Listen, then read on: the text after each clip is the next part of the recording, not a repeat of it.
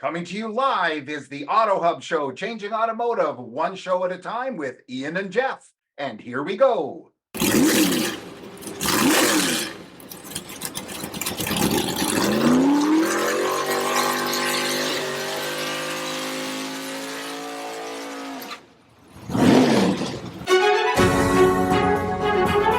said you can't teach an old dog new tricks? Hi, I'm Gail Rubenstein, the founder and CEO of a company called Retail Resilient, social selling for the car industry. And we help auto dealers, auto agencies, and vendors in the auto industry sell more cars, service more cars, and make more money using our social selling strategy. That includes TikTok, Instagram, Facebook, LinkedIn, and anything else you can think of. So if you're looking to invest thousands and make millions, we're definitely the social selling company for you. Like I said, who said you can't teach an old dog new tricks? If you run a service drive, you know these days, first impressions matter. But when your advisors are tied up with inbound phone calls, they tend to neglect their other, more important duties.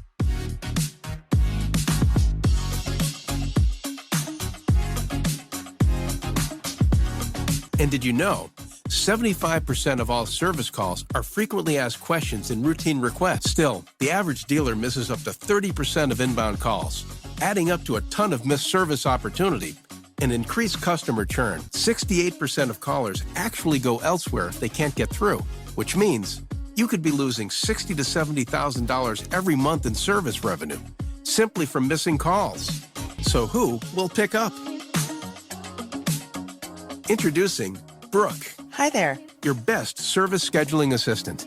Brooke is the first intelligent digital voice assistant to answer, handle, and appoint all of your inbound service calls. And talking to Brooke is like talking to a friend with human-level understanding and a friendly conversational voice.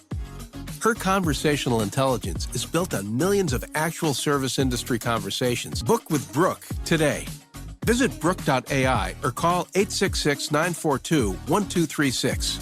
Finally, the perfect match. Our goals are always to improve. Every month we want to improve better on what we did the month before, maybe the year before. It's about how fast we can get the cars done with quality work to get it to the front line, because that's where we make our money. And the bottom line is the longer it takes, the more money you spend. We want to get it down as low as possible. Right now, like I said, we're in a great stage. We're at 4.5 days. In recon, we want to know how quickly we can get the cars out of the recon process and to the front line. The average days in recon and then the time to line are the most important things that we look for. I'm Mike Burrell. I'm Service Director at JM Lexus.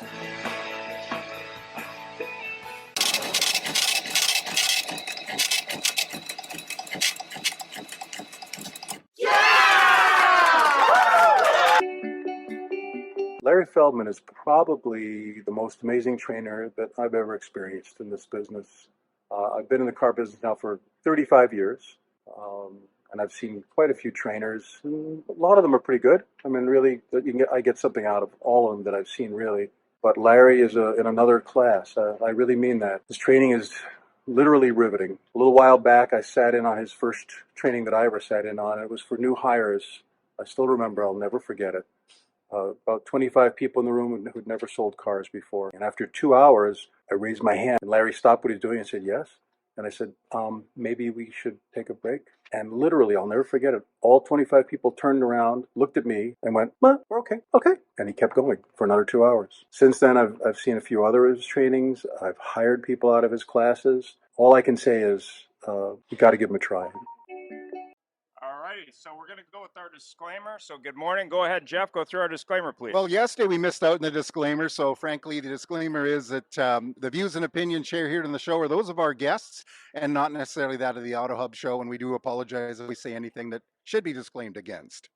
All right, so go ahead, Jeff. Good morning and welcome. Hello, good morning, and wherever you're watching us from, good afternoon, evening, maybe. And today we have us here live from the floor at Used Car Week 2022 in sunny San Diego. And for those of you who don't have sunny, too bad. And we have joining us today two great guests. And starting at my far side here, we have Scott Pechstein from Digital Airstrike. Scott, would you introduce yourselves? Tell us about your role, a little bit about the company. We got time because there's only two of you, so go for it. By all means, it's always a pleasure to be here. Thanks, Jeff. I'm Scott Pechstein. I'm out here in sunny Southern California. It took me a whole hour to get here this week. Digital Airstrike. So we are out of Scottsdale, Arizona. We've got a little over 7,000 clients, and we do a lot. We do a lot, Jeff, for clients. We're not only auto endemic. We've got other verticals as well around the world. We're in 10, 11 different countries. So we do a lot from the digital marketing side to once a lead comes into the CRM, and ultimately we help our dealers sell more cars. Rock and roll. Perfect. So I got to tell you something. You guys have my favorite logo. I love that. And I mean, man, I I keep asking you for pins and I never get them because I never walk by the booth, but it's a terrific logo and it makes a point. I've got some swag for you. Okay. I know people. Actually, it kind of fits being in San Diego because right across the water is a whole bunch of targeting stuff. So next we have with us a new guest to the show. We have Doug Reeves from, okay, I'm Canadian, remember this. So AtoZ Sync, but in the States it's Z. And I only find the Z gets caught up in the sync, so AtoZ Sync. But Doug, please introduce yourself, tell us a bit about your company, and thank you for being here. Yeah, I appreciate you guys having me. And frankly, thanks for the hat. Always good to get into a swag. Yeah, Doug Reeves with AtoZ Sync. We're based out of Denver. AtoZ Sync has pioneered a dealership experience platform. It basically guides a sale from lead to delivery and all steps in between on one platform. We empower dealerships who want to do either a traditional model with less technology or a one-person sales model. But really the biggest thing for us is let's make sure process is done. Let's make sure customers are treated right. We're really focused on customer experience and making sure buying a car is enjoyable for both customers and employees. Fantastic. Fantastic. Thanks for joining. And go ahead, your first question, Jeff. Oh, it was very funny because outside when we were just doing our little introductions and talking to each other, Scott was chatting with you and said, "Hey, what a great mix you two are because you're doing A to Z, and Digital Airstrike does A to R, and you actually do what happens after when Digital Airstrike gets their job done." And we're tending to find the industry sometimes they do their job, the dealer pays you guys, hopefully handsomely, and you do your job, get them all this stuff, and then they go, boom, they drop the ball. Yeah. So it's great. So you're also mentioning that you do smaller operations. Is that correct? Like you're just focused around a one person operation? Yeah. So a lot of dealers right now are recognizing the fact that we can really speed up the sales process and really cut our variable expenses if we just let one person take a deal from start to finish. And it ends up being a lot more profitable, a lot more enjoyable for customers and employees. And so we have a lot of clients that do just that. But we have dealerships that utilize our system in a traditional model as well. But the constant amongst all of our clients is it's all about the customer experience. We need to get back on the customer experience. It's gotten too easy. We've taken them for granted for the last 12 months or so. And, you know, in the end, that's what it's all about. Okay. And Scott, so tell me what your opinion is on how things are happening now. And, you know, we're all loving to slag on everybody because, oh my God, the bottom's going to fall out and we're all going to be running around panicking with chickens' head cut off. But what's your genuine opinion on where we stand currently in the industry and how we're handling things? I'll start where Doug left off. So you've got to start with the customer in mind. Anything and everything you do. They have a saying at Amazon in the meetings, before they start a meeting on the whiteboard in every meeting room, how does the customer win? And if they can't answer that question, they can't relate that meeting that they're about to have back to the consumer winning, they don't have the meeting. They cancel the meeting, they walk out. Business is out, right? So I think that's what we've got to get back to. You know, Doug just mentioned it. I'd argue that it hasn't been over the last 12 months. We've been letting it slip now for years. Agreed. Yeah. We've been letting it slip for years. And, you know, selfishly, we've been saying, if we do this, how does the dealership benefit? How do I benefit as the general manager, the sales manager, the used car manager? And what we're experiencing now, I don't think the bottom's going to fall out, right? I drove to this this conference thinking, okay, is the balloon going to pop? And I know we haven't gotten to show takeaways yet, but I'll let the cat out of the bag. One of my takeaways is the balloon is deflating. It's not going to pop. So everybody's got a chance to make it right. They'll have a lot of opportunities, but you got to do it today. Don't So the wait till balloon's tomorrow. not going to go. No, the balloon's it's deflating a little bit. It's making that weird noise right when the air flies out of the balloon.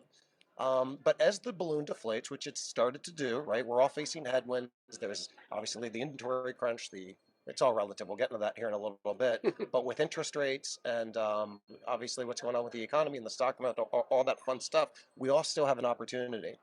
Because there's an old saying, bad times create great habits. Great times create horrible habits. Got some bad habits. Oh, Yeah. yeah, I echo that entirely. I mean, I think the operative word you used is opportunity. There's a real opportunity for dealerships now to really reset and level up and really focus on what's important, which is, in our mind, take care of the customer and everything else follows in line. It's quite Yeah, interesting. it's a great opportunity. I equate that to some great coach in some sport, and I can't remember who. I don't think back. They're literally on a championship winning season. There's like, 2 games left in the season. They are so far ahead in first place, and they're going to get the cup. And the coach said something like, "Well, now we're training."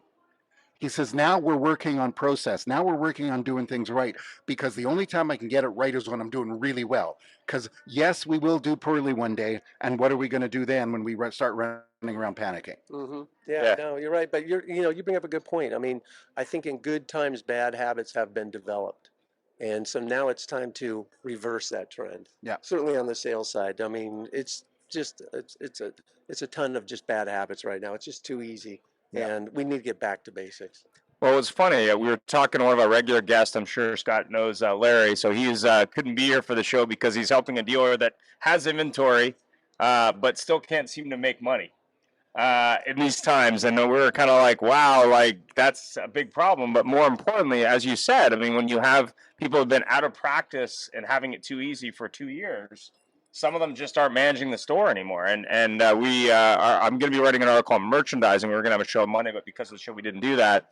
But more importantly, when you look at training, I had the having a training session with an Olympic coach. He's coached many Olympic teams, and he was coaching a women's volleyball team.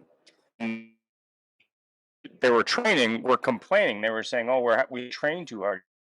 People need medal on their mantle. You to understand, maybe you need to do a few things that other people don't do to get there. So I think it's not just training, it's process, but training a lot because we've gotten out of practice, right?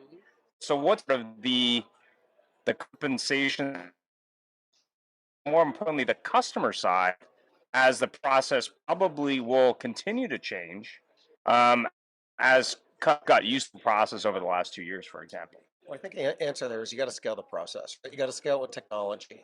When you called the airline, I'll never forget in the 1980s when I grew up, my mother, when we planned a vacation, she'd be on a rotary phone. It would take 4 or 5 hours and she'd call the travel agencies. Yeah. Right? That's how we booked our travel. That's how we booked our flights. Fast forward here, a couple decades, wasn't that long ago. Now we're getting everything on Kayak, these affiliates. Right? Yeah. We're doing everything online. Well, we're not when they pick up. It's an automated system, as with the airlines. So fast forward to how we can apply that towards automotive. You've got to scale your products, right? And a way to do that is with Doug's technology, our technology, really anybody here, right? The vendor hall. All of these solutions, a lot of them work together. That was unrehearsed there. Yeah. Our solutions really do work well together. Yeah. Glad we figured that out before the. Yeah, that's nice thing. To answer your question directly, you've got to put processes in place, the blocking and tackling, and then you've got to automate it. You've got to automate because if it hinges on human capital, there's going to be people that don't show up, or people that show up late, that are busy selling cars. And the consumer is not going to get that immediate gratification that they're looking for, that they are getting in other places. They're getting it when they book their airlines. They're getting it when they book their cruises. Why should they call a dealership and get put on hold? That 40% of service calls get dropped and never even make it to the appointment. Why is that? Why are we so behind there? When in any other industry, you get instant gratification, right? And in the worst case scenario here, when you get a live person on the phone, they're not getting that. Example, I booked it for San Diego, booked it online. I called to just let them know I was going to be a little late arriving. And they're like, well, where did you book it? I'm like, well, you should have that information. She's like, well, let me look at it up. And then she's like, oh, I have to go off my shift, so you can call it. So I eventually call back and they're like, oh yeah, we found it. But I'm like, well, like you've already kind of taken the money, but that experience, because it's a person involved, to your point, fell down at a high level. But the funniest thing about it wasn't that; it was that they don't even know what percentage of their business is coming from these different sources, be it Expedia or Canoe or whatever, Hotel.com or whatever. Car dealership too. I hate to interrupt, but think of the car dealership. All those different ways in which consumers submit their information to get leads. Yeah. And they go through this whole process of back and forth. They've looked at payments. They've done a soft pull. What happens when they walk to the dealership? They run to the first sales rep in a lot of cases. I don't want to make a blanket statement, and they start all over, just like you did with the hotel. Yeah. That's Yeah. what we've got to eliminate. We've got to scale those processes. So, what's your advice to dealers that don't have a process now or have a broken process? Or, I mean, we were talking early days of the pandemic, we're using like Microsoft Teams, or they're using like Zoom somewhat, or they got salespeople like using a phone and hoping to work it out. I mean, what's your advice to those dealers that maybe don't have a process right now? You've got to embrace the technology, right? And for a lot of folks, that's taking a step back in order to take 2 steps forward. Listen, changing a CRM, changing a DMS is not easy. Yeah. A lot of times it's necessary. So you've got to put yourself in the consumer's shoes. On a Saturday, don't go into the dealership if you're a GM and shop your dealership as if you knew nothing about the dealership, and put yourself in the consumer's shoes and see how that process goes. Do a lot online and then walk in and see what the process is. Send your neighbor in, send your sister in, send your cousin in. And that's a lot of times we have tunnel vision, right? We're in the dealership. I'm in my own business. I don't look at our business a lot of times as an outsider would. So to answer your question directly, look at your business as an outsider, go through that, take a day off of work and do it, and really learn from it, and then embrace technology. Do the undercover boss thing. Walk in and with a costume on. So Doug, this is actually becoming a common point here. What we're doing when a customer contacts the dealership seems to be perhaps falling down because all the systems do their job. The AI is reaching out to them and pulling them in, and then they get a hold of somebody that says, don't got one.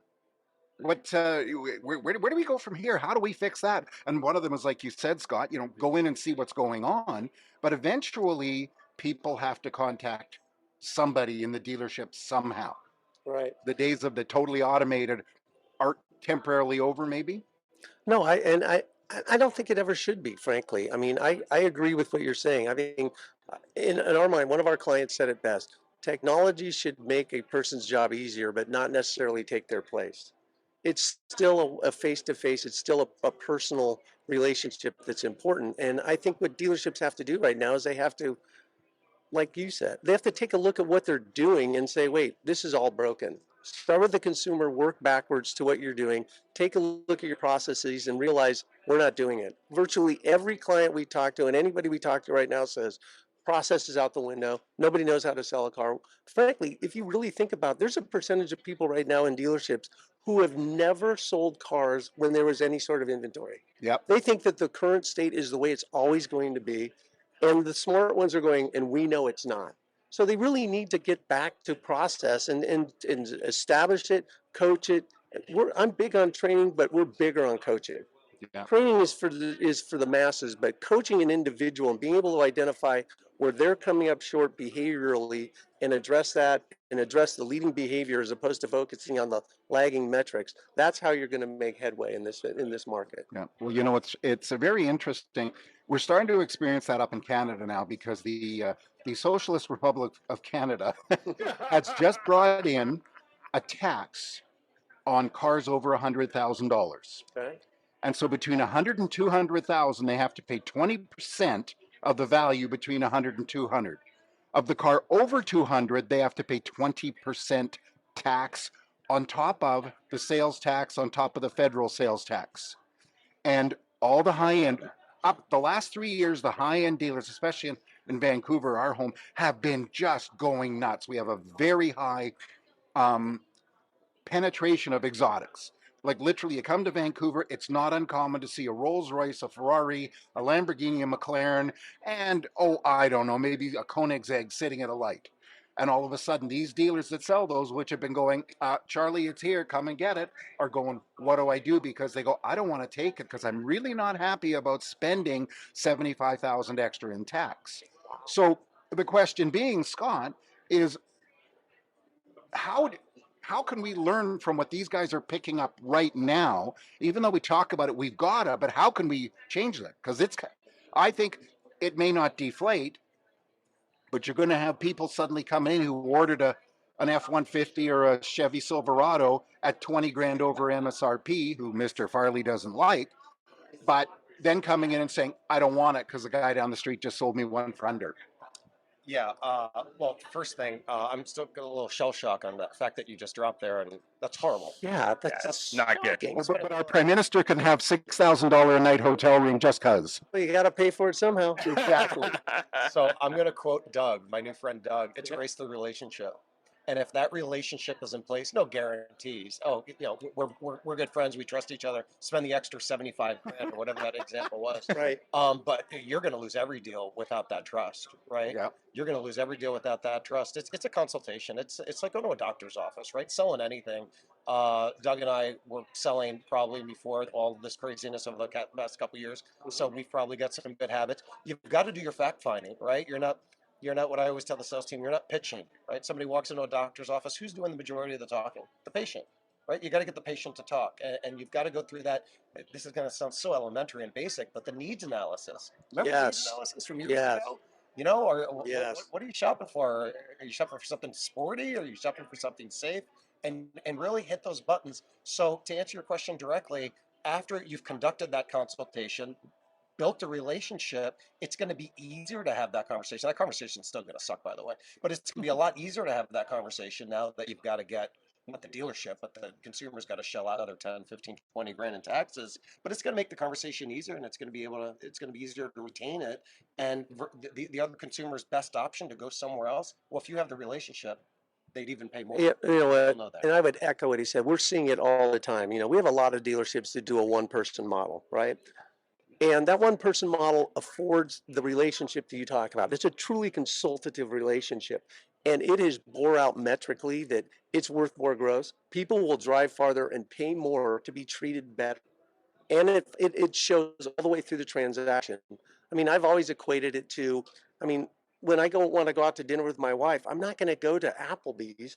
I go to a high-end restaurant. I mean, the food is the food. Sure, it's a little bit better, but I'm paying for the experience. Yeah. And that's what people want. And you give them the experience, they'll pay for it. Now, I don't know if they're going to swallow $75,000 of extra stuff, but all else being equal, that's what resonates with customers. And regardless if you're buying a $200,000 car or a $1,500 car, they all want to be treated better. Yeah. Do that, and then you'll own the market. Yeah, I mean, we went to, I think it was a Cheesecake Factory. Yeah. And it was interesting because Jeff's wife, Shelly, she has some allergens to a few things. But what was interesting is I went to one maybe 10 years ago, and there was a person there asking the cheesecake guy the calorie count on the menu for like heavy items.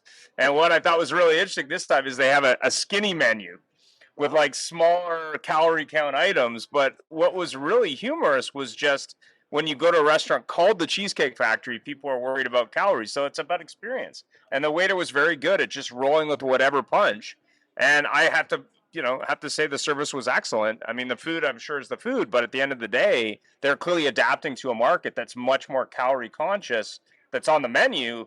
But more importantly, people have questions and they have special requests that might be different from city to city or customer to customer. You mean a special request like cheesecake for appetizer? Yeah, cheesecake appetizer. Yeah, they don't have that on the menu yet, but they're working on it, I'm sure. But what they did is they recognized what the consumer wants and reacted accordingly. Yeah. This industry, I think, for the most part, has been reluctant to embrace that same attitude. But progressive thinkers now are saying, wait a minute, maybe we should actually acknowledge what the customer wants and react accordingly. Because the customer grievances haven't changed, but if we change what we're doing, maybe the grievances go away. Yeah, like when you look at, for example, Nordstrom's to pick a retail or Harley Davidson to pick another one, they've obviously adapted to their revenue model to square footage. Somebody at a jewelry store or at a grocery store chain, they've looked at it and said, okay, well, we have all the square footage. We may not have the inventory we want, but we still need to make money. It's time to get good at, say, I don't know, parts, accessory sales, maybe selling, swag for the dealership or mascot stuff or whatever. But at the end of the day, you need to adapt to that current consumer that may only visit the dealer once today, whereas before they might have visited 3-4 times before they made a decision. But maybe Jeff has some thoughts on that. Well, I'm actually going to change a little bit. What do you think is going to happen because we can't undo the past. And so we're talking about what we're going through right now and the fact that, dealers, I said this yesterday, are selling cars like candy bars. And so a customer comes in 2 years and their circumstances have changed. And they change. Even in the real world, they change. We're not in a real world at the moment. And they need to change their vehicle. How are we going to handle that? And because it's going to be difficult, let's not kid each other, because somebody's going to have a 2020 Tesla Model 3 that they owe $60,000 US on, and they're discovering that they cannot put more than the 3 people in the car with them, and they need 5. And they go to trade it in, and now everything's changed. Tesla Model 3s new are now going to be $40,000, which they were supposed to be. And really, the experience is a big thing. And we know the rest of it's going to be a problem. The rest of it will be. The finance will be a problem. The values will be a problem. Oh, yeah. How can we, as an experience, make that the least amount of painful without sounding repetitive on, let's say, the same thing? But literally, what would you think we can do? We've got to transition from salespeople, which we are today, dare I say, order takers, right? And it's not only auto; it's realtors. Realtors up to a couple months ago. Loan agents up to a couple months ago. We've got to turn from salespeople to problem solvers. Literally, business cards shouldn't say senior sales exec, sales associate. It literally needs to be problem solver, because that guy that's buried in his Tesla, he's got a problem. And a salesman's not going to solve it. A consultant's going to solve it, not a salesperson. So I know that's overarching, and it's a 10,000-foot answer to your question, but specifically asking those questions, right? Hey, you're buried, right? Somebody's going to be able to unbury you, but let me show you exactly what's going to happen. Transparency. I know that was a buzzword back in like 2005, 2006, but you still have to embrace it. Show them your hand. It's something I was going to say earlier. When a request comes in on a Toyota Camry, a Toyota dealer responds back, hey, this is why you should buy the Toyota from me. Like it or not, here are the 3 colors I have. What Toyota dealer is going above and beyond thinking, okay, here's the Toyota Camry. By the way, here are my used Camrys. I got a couple used Corollas. I even got this Mazda 4-door that hasn't even made it through detail yet, but I want to go ahead and send you a picture. That's problem solving. And that's being a consultant. On any given Sunday, 10 people come into the dealership for a new car. 6 of them end up burning gas in a used car. That doesn't surprise any of us. Why aren't we doing with the phone calls and the emails and the lead in our CRM? We're not. The majority of us, we're not. We've got to get back to that. We've got to get back to being doctors, being prescriptive and problem solving versus trying to sell them what they came in on. He's exactly right. I mean, and let's face it, that scenario that you painted, I mean, a salesperson isn't magically going to make your inequity go away. I mean, he's just going to have to say, these are the facts. But if 2 years ago, I sold you the car and I provided this great experience and you loved everything about me, well, chances are when you come and talk to me again, I've earned your trust to have this frank conversation. And hopefully maybe by then the lenders have gotten creative somehow, because yeah, you're right. Everybody's going to be 20 grand tanked in every trade. And it's like, okay, now what are we going to do? So do you think that we're going to be faced with a situation back in 2008, 2009 with the Fannie Mae's and the Annie Mae's, the May fans, whatever, where some of these banks are suddenly going to go, wow, I got to make a decision here because somebody's going to stop payments. I'm going to repo that $25,000 Tesla with a 60 grand owing. Maybe I can find a way to work it out. I don't think it's going to be comparable to 2008, 2009, because that was led by the mortgage crash. Everybody was overextended in real estate. That's what drove that. We don't have that this time. Not that this is a real estate conference, but even though there's a lot less purchases, transactions going on a monthly basis, inventory's up, you don't see that decline, right? You see a lot of people holding, and the prices really are relatively holding. You can't compare it to 6 months ago. You can't compare it. Yeah. You've got to look at a graph that goes 20 years. And the same can be said for interest rates. I read an article, I think it was yesterday, that the average used car rate right now is 9.25%. That's not that high. Not when our parents had a 13% 30-year fix, right? Yeah. In the 90s and the 80s on their houses. So the people that have been around a long time are smiling right now, like, we're just getting back to normal. Yeah. Right. And for the Gen Zs and the newer folks that just came into sales, to Doug's point earlier, they're like, what in the world is going on? I'll never forget the younger people that I worked with back in 07, 08. They'd never seen anything like it. For us, it was just a repeat of the dot-com Right. burst, Yeah. right? In 2002, 2003. So it's all cyclical. To answer your question directly, I don't think it's going to be as severe as it was last time with the tow trucks, driving down the street with the Mercedes and the BMWs, and we're not going to have an implosion on the real estate. It will go down. It will reset to some extent, but I don't think it will be that severe. But we are facing headwinds, and they're going to get right. That the Fed's going to continue to raise points. Right, the 85-90% of shoppers are payment shoppers, not price shoppers here in America. Yeah. Much different in Europe, and I don't know what it's like in Uh, Canada. same in Canada. We're U.S. light. Yeah. Well, they Except for our- use debit cards in Europe. They have this weird mentality. They don't spend what they don't have. Yeah. So we'll save that for a different topic for another day. Yeah. But we will correct. It will take some time. Cyclically, if you look at the historical trends, it's not going to be a V. It's going to be a U. And 2023 is going to be a little bit comparatively rough. But compared to the last 15, 20 years, it's just the clouds are coming in. It's a little bit of rain before the sunshine. Well, some are going to have to put on an umbrella, which is some of these people just don't understand that. They think they can walk out because the rain will just stop. Yeah, some people don't own again, the younger generation may not own a raincoat, but they'll figure out that they need one and they'll get I had sized somebody the other day on believe it or not, on a 2010 journey. We got them a 9.8 rate subprime somehow. And they went, fantastic. I'm not paying that much. That's way too high. Wow. We just sort of said, here, go to the bank website now. And they had it in their head. They were younger. They had it in their head. That was unrealistic for them. Well, when you look at leasing, I had a buddy buy an X5M the other day, and the sales consultant who's used to leasing BMWs, probably been doing it for years. They're used to that 1.9% lease and telling the story, you should lease, here's why. He goes, oh, great news. It's only 9.5% interest on this BMW lease. And I'm going, yeah, but the finance on the certified is 1.9, but you're telling the story on 9%? I'm not saying you shouldn't, but you might want to at least give them the option, dude.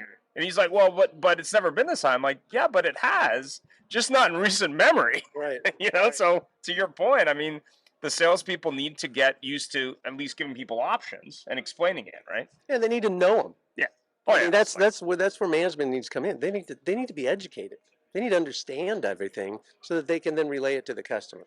Oh yeah, I mean when we were on a show and they were talking about internet leads during the pandemic, and they said still 30% of the leads received no response at all.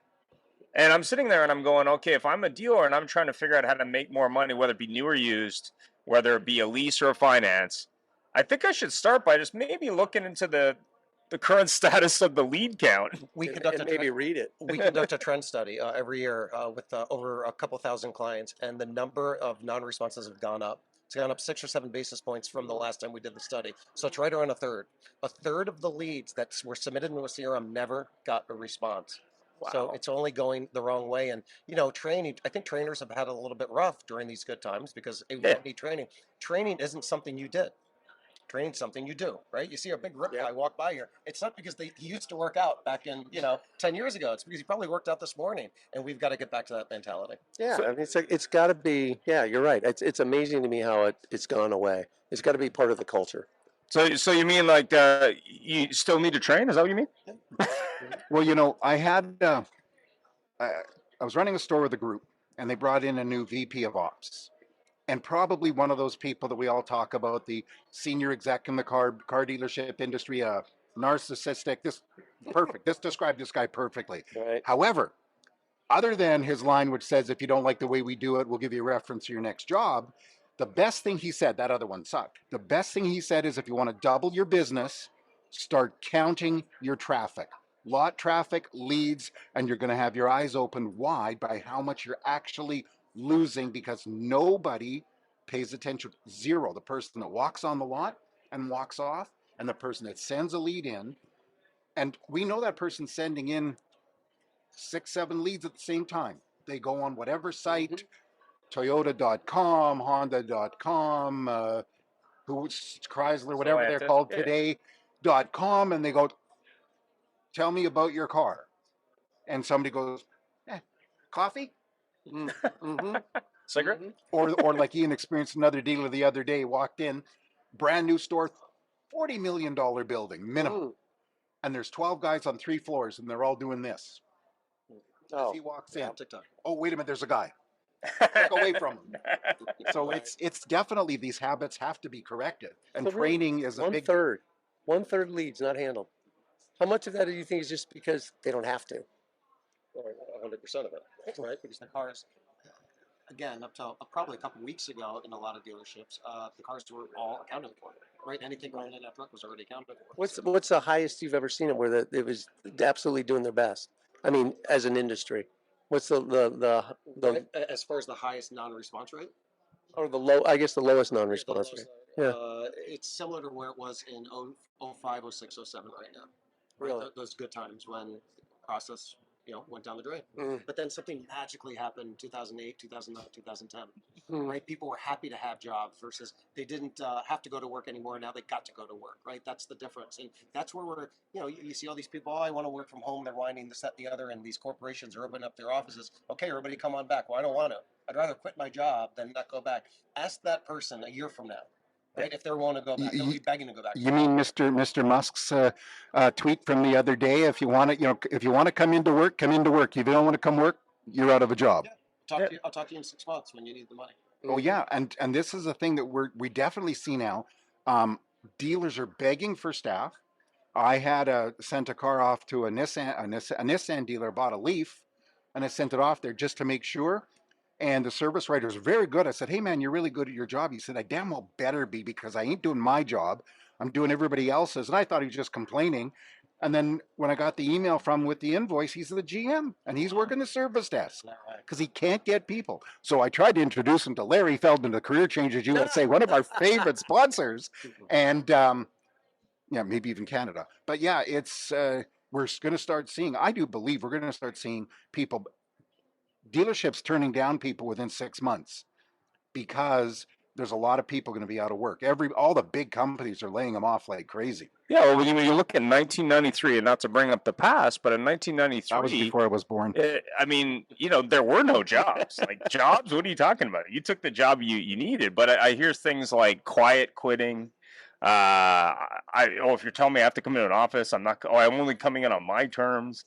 And I'm sitting there and I'm going, because we had a show and they were talking about we can't find any staff. It's not like the people went away; they just don't want to work doing something, which is kind of interesting. But more importantly, when you look at dealerships, cross-training staff to work with solutions, to work with software, to work with digital, to work with consumers that maybe have a different point of view of buying a car. That's really what the future is. I mean, I was at this Hyundai store, brand new store. They have one car in the showroom, huge showroom. They got, I think, 20 service bays. They don't have enough technicians to serve the service bays. So the owner's storing his car collection, I'm not kidding, in service bays. And I'm sitting there going, okay, so why is this car here? Oh, well, we don't have a technician to use the base, so he just wants to store his car there. I'm like, really? He's like, yeah, it was just kind of crazy. And they don't want to buy used because, well, they're just too much money. Yeah. So, well, I mean, let's face it. I mean, that's you could have a whole separate show on the career of the industry and how do we attract talent and get that. Yeah. I mean, let's face it. I mean, one of the benefits of what we've seen with our clients, and certainly who have embraced the one-person model, is we've redefined what a car salesperson is. We call them client advisors. It's a holistic career, not a job. It's more fulfilling. The culture of the store, to your point, is one about training and coaching and developing. So if I've got a career where I'm getting paid well, I do a lot of activities, and my management is always encouraging my abilities and improving my skill set, why would I ever leave? And that's the 100%. This has been the thing that we've talked about. I've been in this business a long time, and it's the number one thing: treating your employees well. Don Brady talked yesterday about one dealer where the salesman sold a car for 25 grand over MSRP. He didn't have any choice because they wouldn't do otherwise. Got a $300 flat. And where do you think that guy's going to go tomorrow, or lady is going to go tomorrow because there's somebody down the street says, "I won't do that to you." Now, changing gears. Okay. We love to slag everybody. Let's share some good stories about things going on right now. Doug. Good stories right now. This is like we used to do in training session. The trainer said, "All right, there, tell me something good." And they go, well, what I see good, and touched on it earlier, is it's great to see dealers that are reassessing and leveling up their team, that are looking at this not as the sky is falling, but there's an opportunity. JFK said, "Fix your roof while the sun is shining." You're seeing a lot of dealers that are doing just that. That they're looking at this as an opportunity to really upright their standing, to really do for their customers what they've always envisioned they should do. And then you add to that right now you start seeing story after story about dealers who are contributing to the community, really helping the community at large. I love those type of stories because those are the type of things that really resonate with me. Because in the end, it's like, yeah, I mean, the community's buying cars from me, and I'm going to give back to the community. And my employees have been loyal to me, so I'm going to give back to my employees. I'm going to develop them and all of that. I think that's what I'm starting to see more of, and I'm loving it. I think, and I'm going to just wax negative just for a tinge of a second, because yesterday we talked about fees. So I think in replacing, hot dog fee and this fee, we're going to call it community fee. Sorry, Scott, your opinion on what's going good? I love the hot dog fee. We talked about that last month on the show. So we're going to keep it positive, right? We're going to talk about the silver lining. Look around, right, at the show. The folks that are here, the dealers that are here, the business owners that are here, on the vendor side as well. The CEOs and the presidents that are doubling down on their business, right? Your car dealership, your AtoZ, your digital airstrike, we're all in the same boat. We're all pragmatic capitalists, right? We're all here to make money. It's kind of like the stock market. Stocks are down right now. What are you going to do? You're looking at your crypto and you're just holding your breath, hoping it goes up, or you're doubling down and you're averaging down on your position. And I see a lot of folks averaging down and learning good habits and going back to the dealerships while other people are putting their head in the sand, right? So the silver lining is just the attitude around the show over the last couple of days. Yeah. People are willing to admit, hey, I'm making tons of grosses. I'm selling 25,000 over sticker, whatever the case may be, but they're headwinds. I want to get ahead of it. And I mean, look at all the acquisitions going down. We just had an acquisition a couple weeks ago on the Safford Browns it was just last week on the East Coast. Huge acquisition. One of the biggest acquisitions. I think it was the biggest acquisition of the year. There's opportunities right now to double down and to average down on your portfolio. Yeah. But not everybody's going to do it, right? You've got the other half that will get eaten up and consolidated by the big fish over the next The couple averaging years. down with lower used car. You watch the used car market. You got a bunch of cars you paid way too much money for. Now they're just only kind of too much money. Buy some them, average it down, and sell them to people when you don't have new. Or take the loss. Find the auction again. I know we kind of forgot where the auctions are located, but it's interesting because used has been an appreciating asset over the last 18 months, 24 months, and then all of a sudden, as of July, August, September, it's a depreciating asset. But embrace it. Take a loss. Take a loss so you can use your floor plan and buy more, right? Or buy the right cars, right? And you're making record back-end profits, so you can average out there too. Absolutely. It's this thing that we see, and we love to talk about it on the show. I hate to say it, dealers sitting with empty lots because they don't want to pay that money, and they're taking orders, and then they advertise canceled order because the customer didn't wait because somebody else got smart. Yeah, I was at a Toyota store last week, and they have no cars for at least another year. They're not buying any used cars, and they're basically just said, yeah, we're just going to wait for the cars. I'm like, really? They're like, yeah. I'm like, oh, okay. Hope that works out for you. Turn into a used car dealer overnight if you haven't already. Most franchise dealers have, right? Yeah, you're right. And the nice thing is, like, when you're at an event like this, those that are here are the ones that are doing exactly what you said.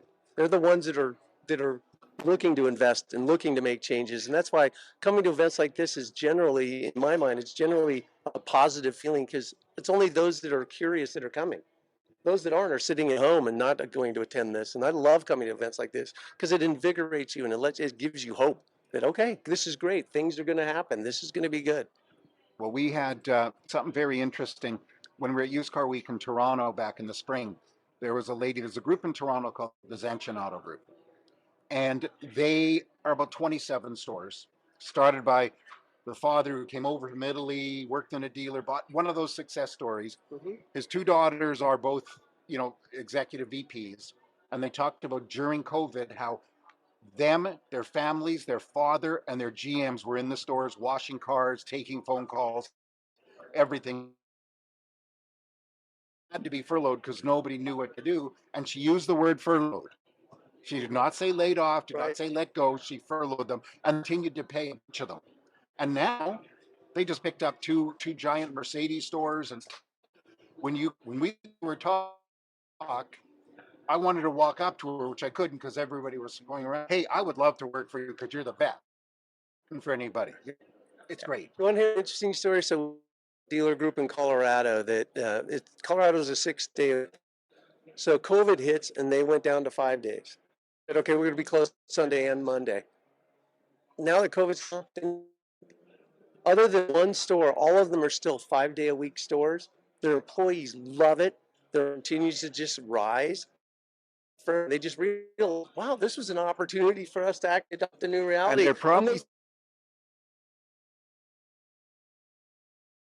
they're probably making more money. Oh, they're doing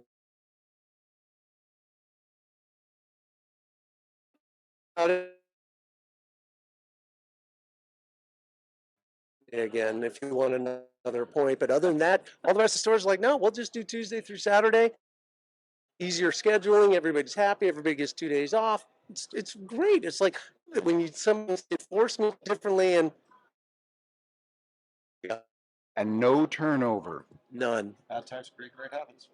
That's wow. Happy accident. I mean, there's dealers that have been doing fleet for years, I mean, forever. And then somebody tried to open Saturday and they had all their windows broken magically.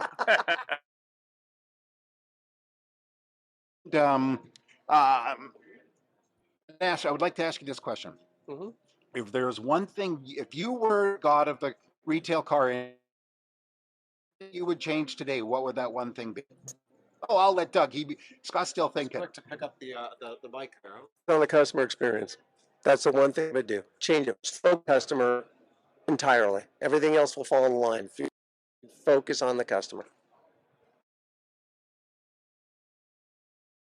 Experience to offline to automotive. It's such a happy experience when we go on Amazon about it. Everything's at our fingertips. We check right out. We get all the information. We get all the pricing right there at our fingertips. Auto hasn't evolved yet. So to answer your question, I would say fast forward 15 years in auto and just get up to speed with the e-commerce process of buying other goods and services. Perfect. Yeah, I would agree with that 100%. I mean, I did an article recently on LinkedIn on trading in a car and buying a new car, and what I found was not that there wasn't good people in the dealership world, but it was interesting to see the online dealers compare to the traditional dealers, and there's learnings of all of it. But to your point, test your process, test against your competition. It's amazing to me that dealers in a market don't even know what the other dealers in the market are doing. I mean, it's unbelievable to me. But anyway, that's my 10 cents. So before we have you say your goodbyes, we're starting a new quiz here for anybody that's online watching. And please send in your comments. You can send an email to Ian and Jeff, the AutoHub Show. The one word that you can use to a car dealer or to a customer in the industry to make them lose totally shut you out. What's the one word? We're not going to say it. I know what it is. Ian knows what it is. Thanks very much, Ian. Gentlemen, final comments. Pleasure to be here. Yeah. Thank you so much. Great. Really Doug, it's been a pleasure to have you. Scott's kind of a vet now, so well, maybe I'll become a vet too. we would love it. I got the hat, so it's a good start. Yeah. Thank you. Thanks very much. Thank you very much. Thanks for joining us. It was a great show, and follow us anywhere you would like on your favorite podcast, on Facebook, on LinkedIn, and of course on our YouTube, or subscribe to our own channel.